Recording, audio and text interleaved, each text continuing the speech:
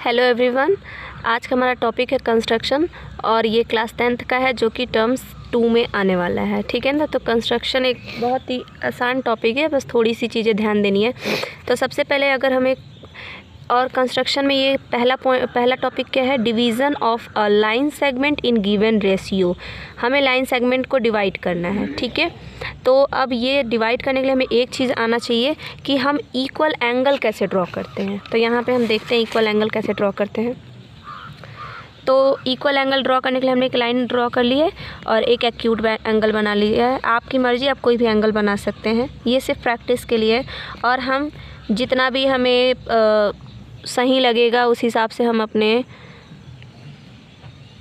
इस तरह से आर्क दे दिया हमने। अब यही सेम चीज़ें बिना डिस्टर्ब के यहाँ पे भी आर्क देना है। ठीक है, ये हमने आर्क लगा दिया। अब आर्क का मेज़रमेंट लेना है यहाँ से और यहाँ तक, इस पॉइंट से इस पॉइंट के बीच का। तो इस पॉइंट से इस पॉइंट के बीच का हमने मेज़रमेंट लिया है। ये देखिए, ये सही है ना। और यहाँ पे रख के इस लाइन पे ये जो कट हुआ है यहाँ पे रख के हम क्या करेंगे, इसको कट कर देंगे। तो हमें एक पॉइंट मिल गया, एक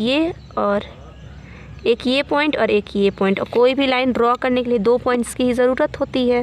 तो अगर हमने ये ड्रॉ कर दिया, इट मीन्स क्या है कि ये एंगल और ये एंगल क्या हो जाएंगे, आपस में बराबर हो जाने चाहिए। एंगल ड्रॉ करने, इक्वल एंगल ड्रॉ करने आना चाहिए। तो ये आई होप समझ में आया हो। अब यहाँ पे क्या है कि एक लाइन है जो 8 सेंटीमीटर की है और उसका रेशियो क्या करना है, 4 और 5 के रेशियो में डिवाइड करना है। तो सबसे पहला ये पहला आपका मेथड है कैसे करना है। तो सबसे पहले 4 + 5 कर लिया हमने, क्या आया 9।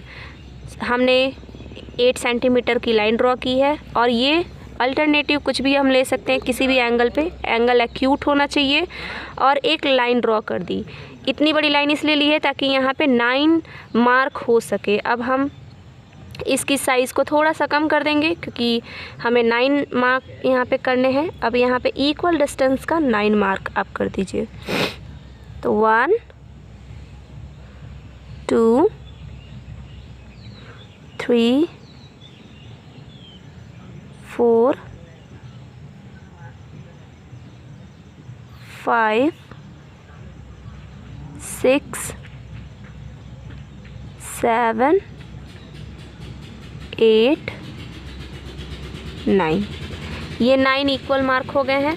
अब यहाँ पे हम लिख देते हैं 1 2 3 4 5 6 7 8 9। अब हम इस पॉइंट को और इस लास्ट पॉइंट को हम क्या करेंगे, मिला देंगे। ये हमने मिला दिया। अब यहाँ पे एक एंगल बन रहा है। वही एंगल हमें क्या चाहिए, 4 और 5 के रेशियो में चाहिए। तो हम इस वाले नंबर को लेंगे और यहाँ पे वो जो एंगल यहाँ बना है उसी एंगल को यहाँ पे ड्रॉ करना है। ठीक है ना।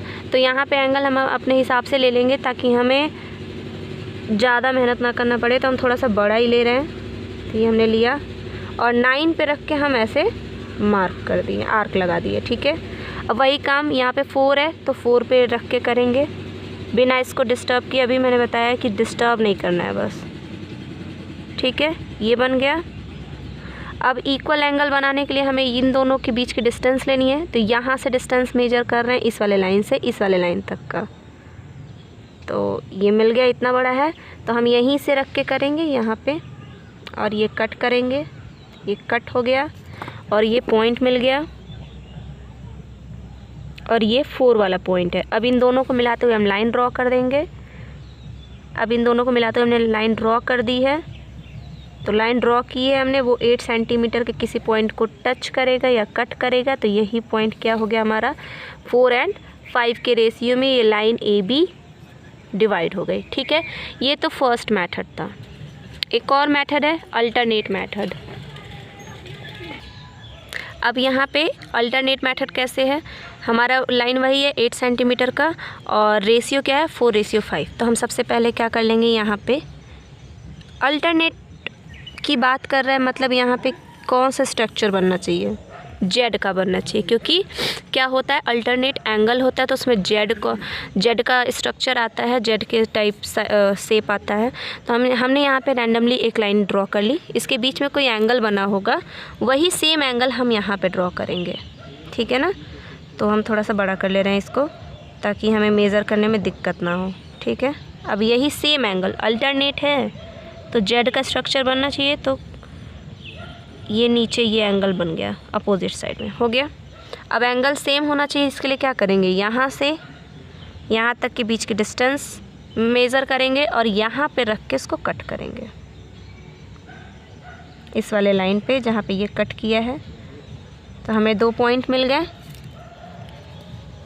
एक ये और एक ये। अब हम भी यहाँ पे लाइन ड्रॉ कर लेंगे। ठीक है, अल्टरनेट कर रहे हैं तो ये ऊपर और नीचे 2 लाइन हमारी ड्रॉ हो गई। मेन काम हमारा हो गया, सेम एंगल बनाना। अब क्या है, 4 है और ये क्या है, 5 है। तो हम ऊपर 4 मार्क करेंगे और नीचे 5 मार्क करेंगे इक्वल डिस्टेंस का। तो हम थोड़ा सा इसको छोटा किए हैं। अब यहाँ से करते हैं, 4 ही करना है, कर लीजिए। अब ये हो गया 1, ये हो गया 2, ये हो गया 3, ये हो गया 4 और इधर कितना करना है, 5। इसको डिस्टर्ब नहीं करना है, ये सेम लेंथ होनी चाहिए दोनों तरफ।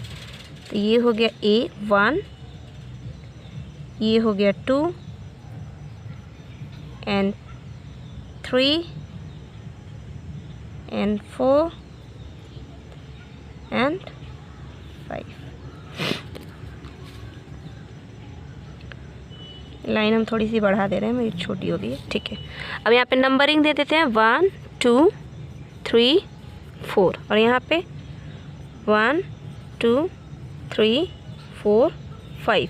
हमारा रेशियो क्या है, 4 और 5 का है, तब 4 और 5 को मिला देंगे। ये रहा 4 और ये रहा 5, मिला देते हैं। 2 पॉइंट लाइन ड्रॉ करने के लिए 2 पॉइंट ही चाहिए होते हैं, हमने इसको मिला दिया। तो ये कहीं पे कट किया है। तो अब देखिए ये A B और C, यानी ये क्या हो गया, 4:5 में आराम से डिवाइड हो गया। ये अल्टरनेट मेथड है, अल्टरनेट में जेड बनाना है। और नॉर्मल मेथड जो आपका है उसमें क्या करना है, दोनों को ऐड करके लाइन ड्रॉ करिए, उस पर इक्वल मार्क करिए और बस सेम एक चीज़ कॉमन है, दोनों में इक्वल एंगल ड्रॉ करना है। ठीक है, आई होप ये समझ में आया हो। Thank you so much for watching my videos. Share, like and subscribe.